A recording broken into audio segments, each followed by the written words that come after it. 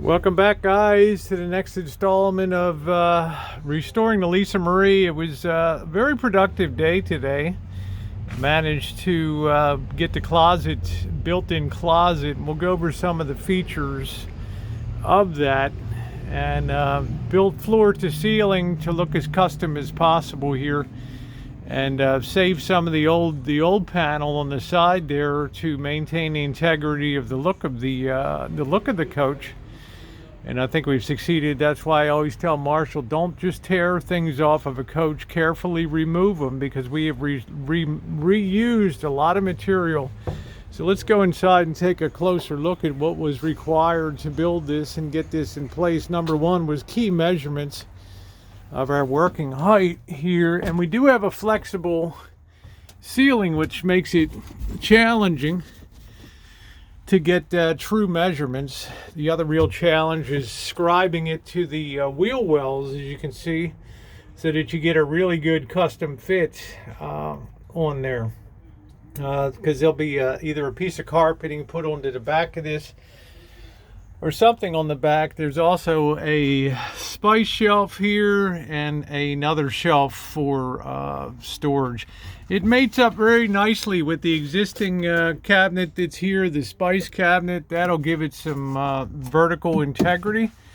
It's not going to go anywhere. In addition, it's going to be bolted here. The bed frame will be bolted on. So in two locations, give 2 points of securing there, so there's no chance that this will be in motion at all. The other problem with the coach was this ladder here, I call it, and they don't use the best construction, as you can see here. And I duplicated the same method of construction for the most part of the way that the Coachmans are built, with the blocking for extra strength and everything in the corners. We also had to angle the cuts in the back to make sure that it would fit properly back here. That was a major thing too. I've got wiring running behind here and everything else, but Marshall thought in the future to have a cabinet, but with the shakiness of this, it would be a little difficult. Now, this can actually be pinned in this corner here, so it will give a lot more stability both vertically, and it'll prevent it from rattling.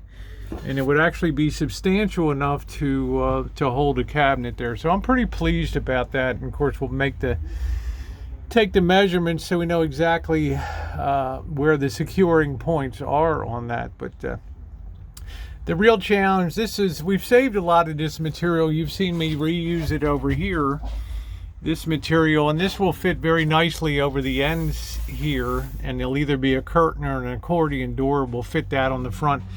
Work on the finish. I also built a footer in the bottom there for extra stability on the closet to get it up off of the floor level. I think that's important in case of things get wet or you have a, God forbid, a flood. Then your shoes or whatever, those Giorgio Brutinis, won't be destroyed in the ensuing rampage of floodwaters. Also, these had to be relieved to allow this molding to fit down here without interfering with the shelves. So there's a lot of things that have to be pre-thought out. Everything is very square, very plumb, very vertical. It makes a really nice line for the coach now. Here, it is solid as a rock as it sits. It's wedged in there. I built it a little bit higher with these little feet on top.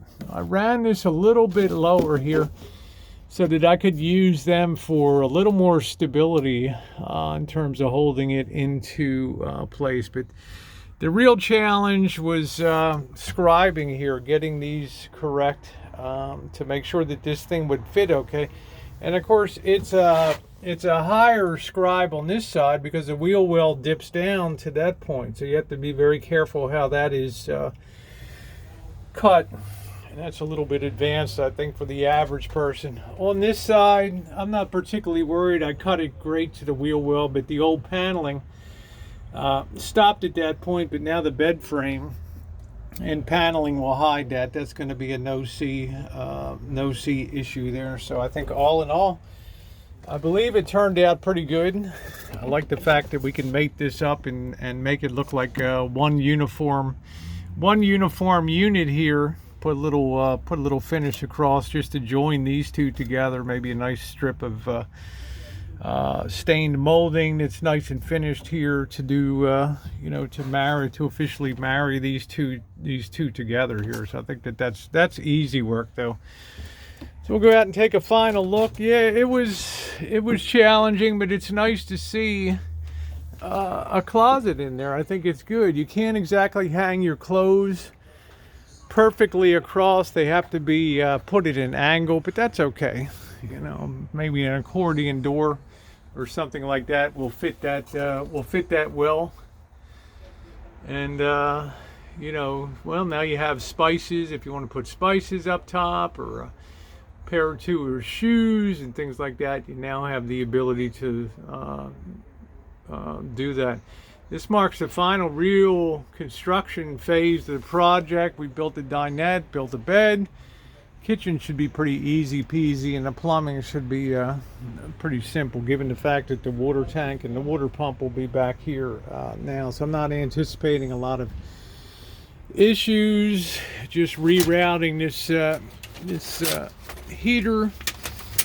This is for the blower to go out. We can't have it under here now because of there will be baskets. I guess we could mount it up a little higher to let the heat come out, but we're thinking about putting it under the refrigerator and cutting that in along with the vent it goes on. So I'm pretty happy. Most of the hard build is complete. I think the project turned out good. If you want to see the closet actually being built real time, you can go over to the Elvis Travels channel and check it out. I really appreciate a thumbs up. If you've enjoyed the video and you enjoyed the work, please take a second to give me a thumbs up. I would really, really appreciate it.